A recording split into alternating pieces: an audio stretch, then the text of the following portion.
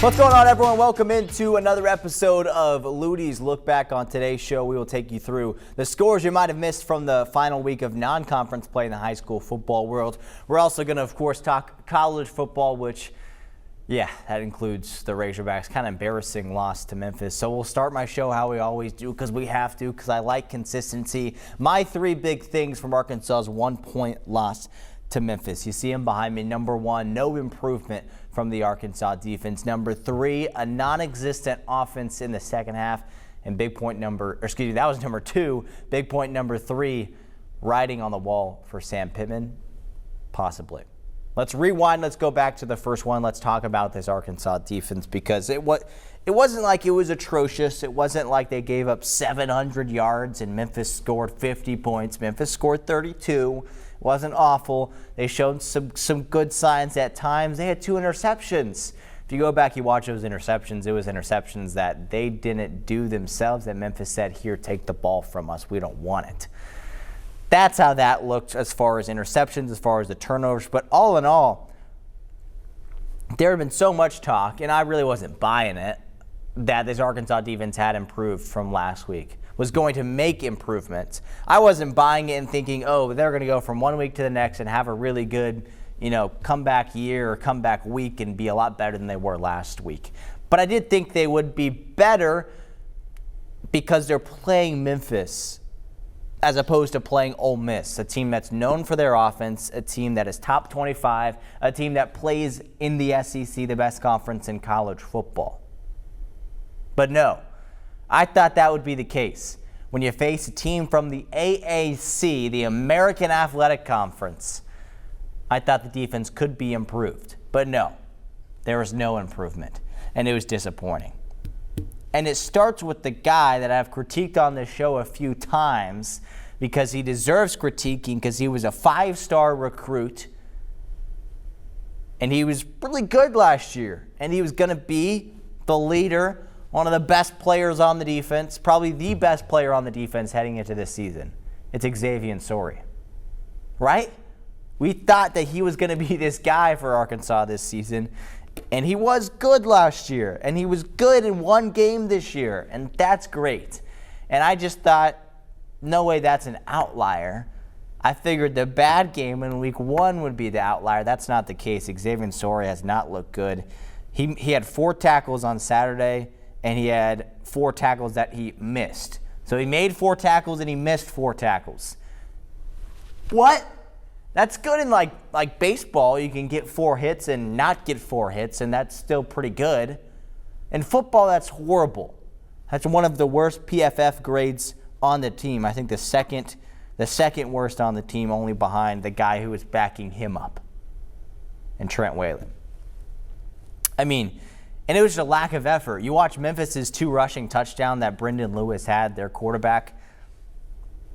It was just a lack of effort. You watch the very last play, one of the last plays of the game, when Memphis gets that first down on 3rd and 8, they bring in their backup quarterback. Their backup quarterback because their starter, his helmet popped off the play prior. The backup comes in. He's been sitting on the bench the entire game. He comes into the game, and he powers his way past a 375-pound defensive lineman, and he gets himself a first down. That's lack of effort.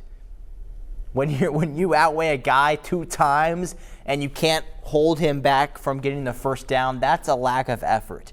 And it's not just on him who, his name is escaping me, that defensive lineman right now, Ian Gervard. It's not just on Ian Gervard for not making that tackle and for not pulling him down sooner. It's on all the other guys, because you go back, you watch the tape. We can't show tape on this show. It's just NCAA rules. If you go back and watch the tape, you see a bunch of other guys just standing around watching the ball. Arkansas didn't want this game.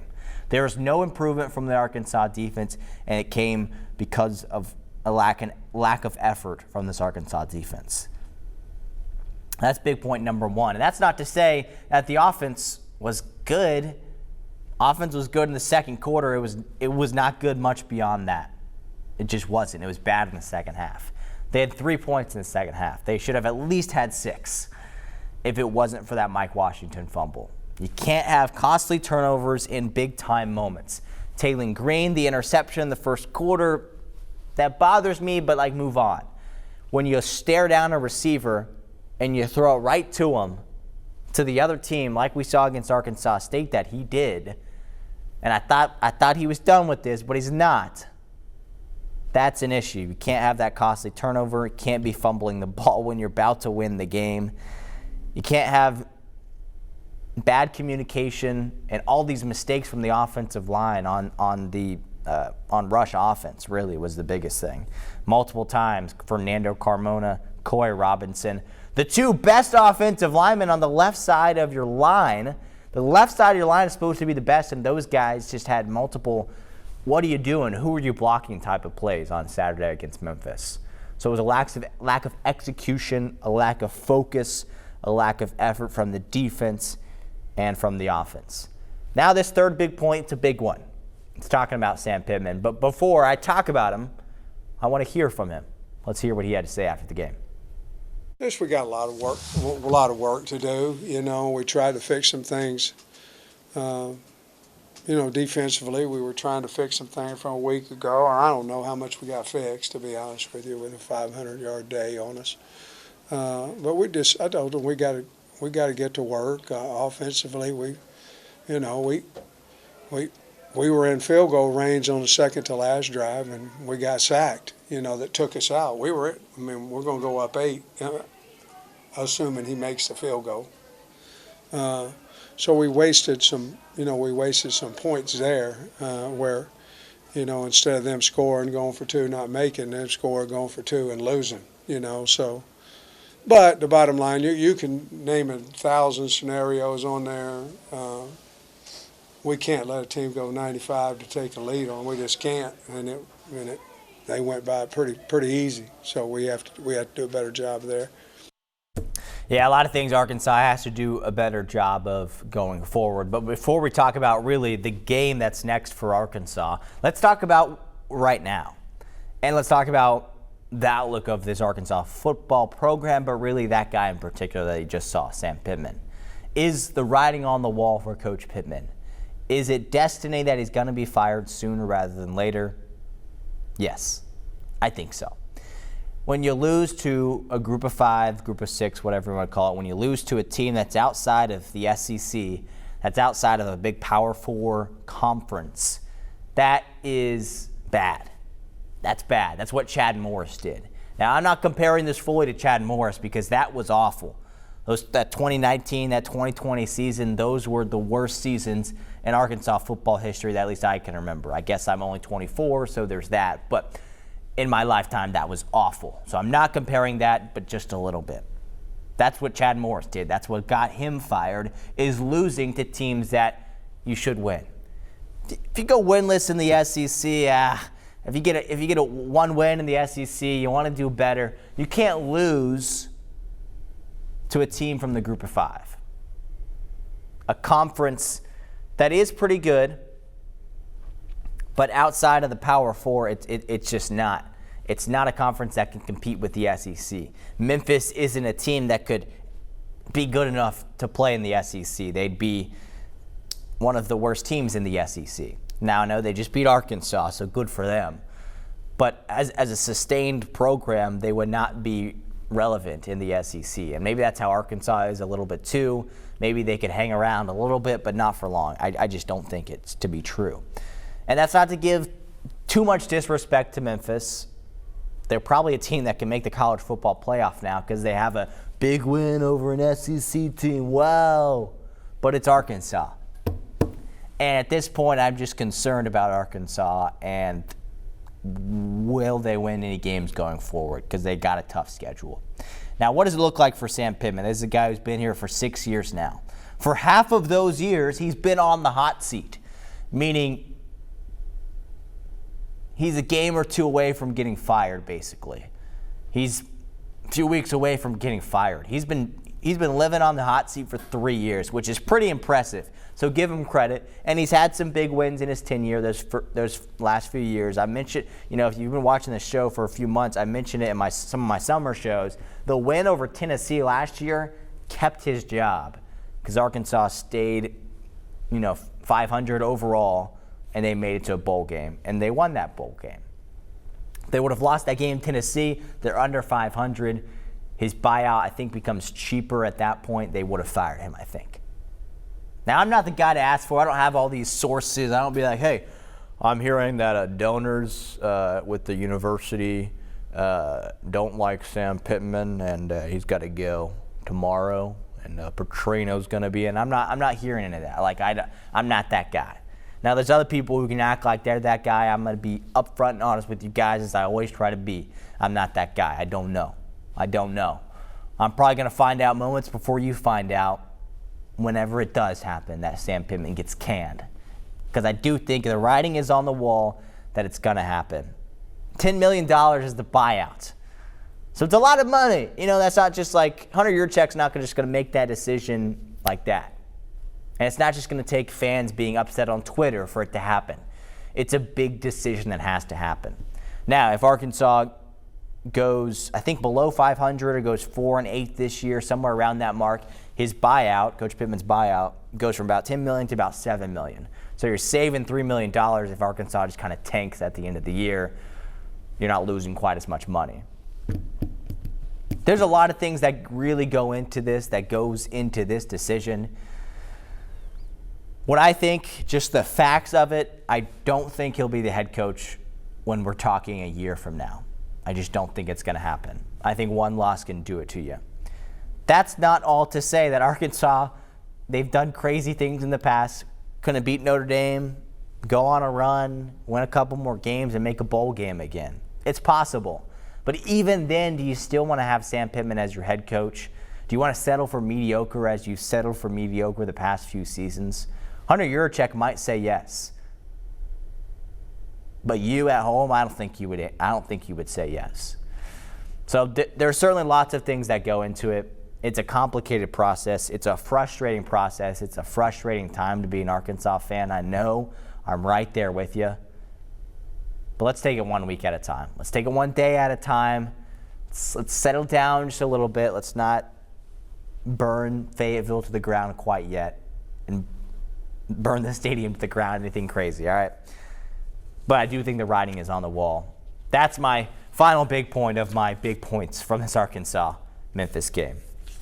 All right, let's move on to Arkansas State. They're also a team that I wouldn't say Butch Jones is on the hot seat, but some fans are getting a little unpleasant with him right now because you go on the road and you have a game that you should win against Arkansas State, and you fall down 21-0 in the first quarter, so that's not encouraging. What is encouraging is you forced some turnovers, or Arkansas State kind of just gave them some turnovers to have. Say, hey, come back in this game and fight with us. So they did. The Red Wolves kept it close, but ultimately losing 28-21 to Arkansas State. The defense gave up over 500 yards. You might not see it by the score because giving up 28 points, but obviously that stat isn't very good. A lot of those yards coming in the first half.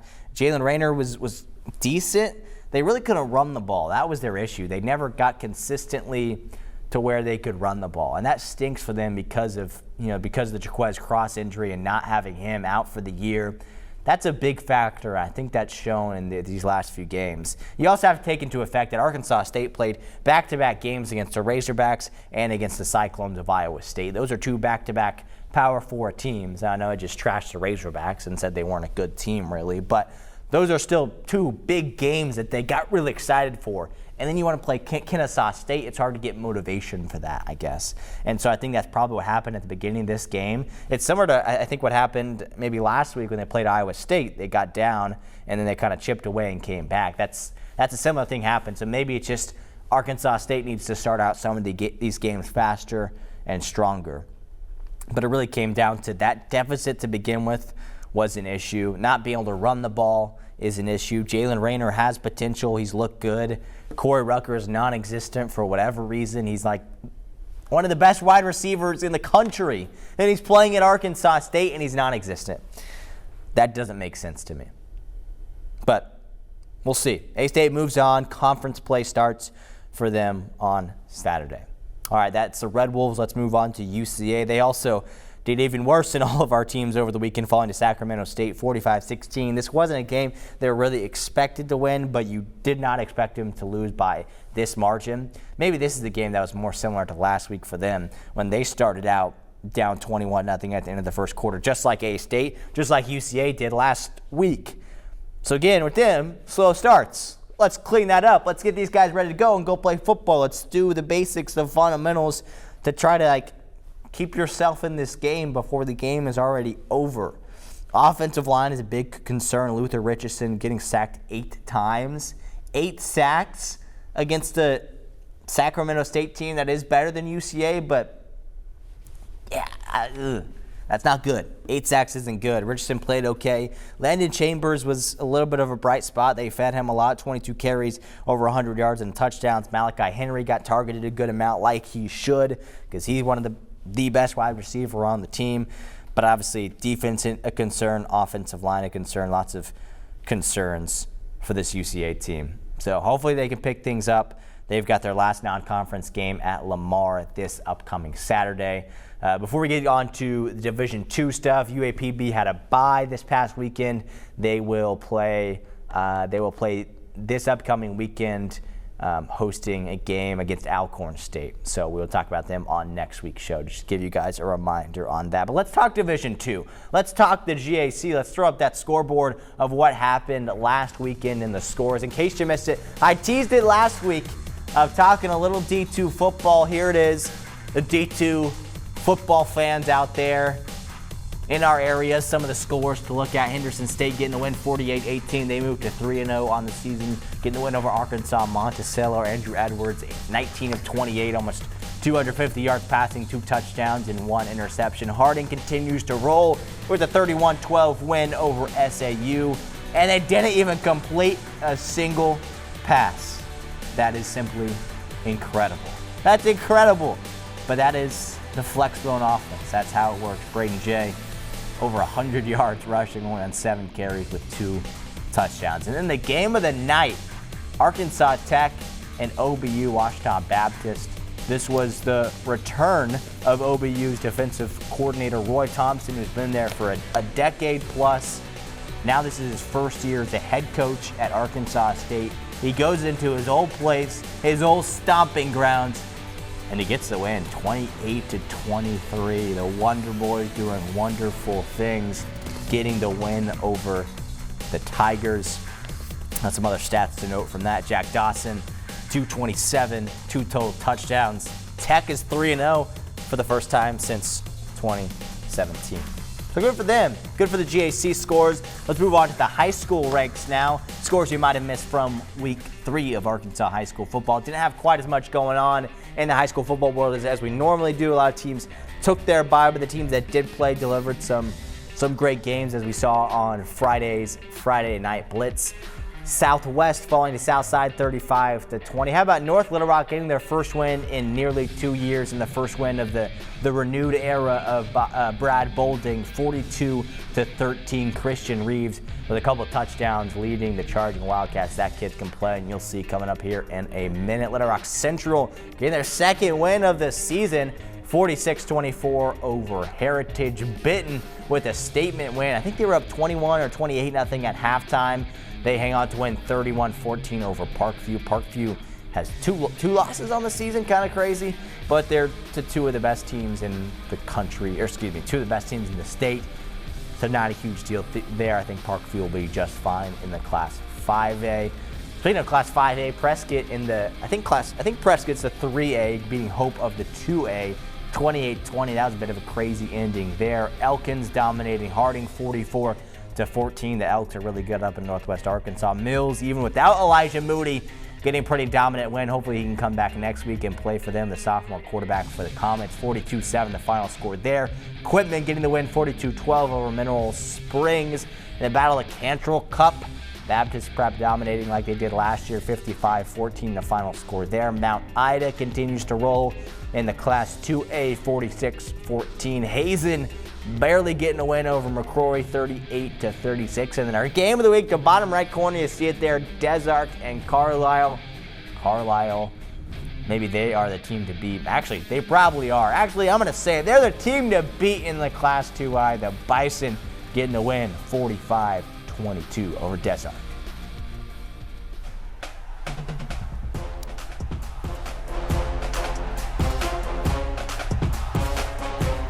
Ooh, sweetest time play. Who's going to get some ice cream this week? Well, first up, let's check out the Benton Panthers. As I mentioned, a statement win and a statement play here from Drew Davis. Davis finds Will Carter. They connected for a few touchdowns on Friday night. And Drew Davis is fun to watch his senior year, directing traffic, pointing Carter the way to go. Carter catches, makes one little move right there. 17 is washing the water, and he's gone. Carter scores, and Benton wins. That's our first nomination for Sweetest Play. Our second nomination, how about great quarterback plays? How about Little Rock Central's Bryson Kennedy, the freshman, to his left, to his right, and then he finds, gosh, who is that? I forgot his name already. He finds the receiver for the score. Ray Stewart it is. How about the ball barely going over the fingertips of the Heritage defender? Mr. Stewart, I apologize. Ray Stewart with the score there. That's a pretty crazy play. Pretty sweet play? I don't know. You tell me. Our final nomination, North Little Rock, I mentioned it, getting the first win in a while. It is because of some great running by Christian Reeves. Check out the hurdle! Over the defender, the ref goes flying, and Reeves goes dancing into the end zone. Ooh!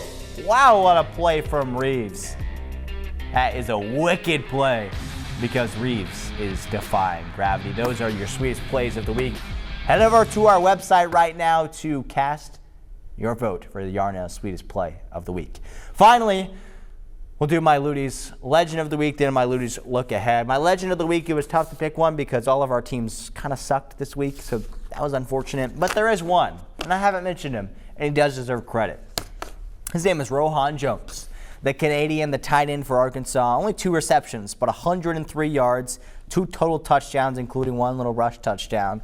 The guy only played 18 snaps, and he put up some of these numbers. He put up a really good PFF grade, and he's only playing 18 snaps. May want to get him out there a little bit more. You know, let's win some games if you have a guy who's really looked good and only played a small part of this game. But if I had to choose one, it's probably Rohan Jones, the tight end for the Razorbacks, for my Luttie's Legend of the Week. Well, I teased it a little bit earlier, but let's go and check out my Luttie's Look Ahead. What do the Razorbacks have next?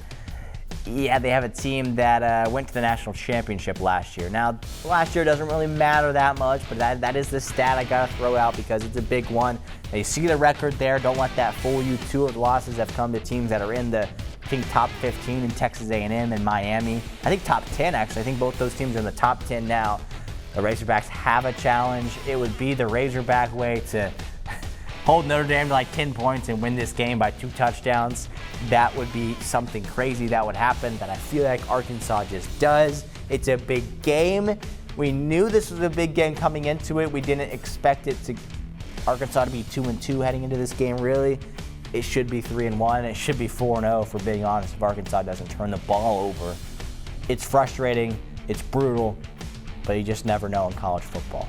So we'll have to wait and see what Arkansas can do against the Fighting Irish. For now, though, that's going to do it for my latest Luttie's Look Back show. Thank you, everyone, for watching. We'll see you same time, same place next week here on Luttie's Look Back.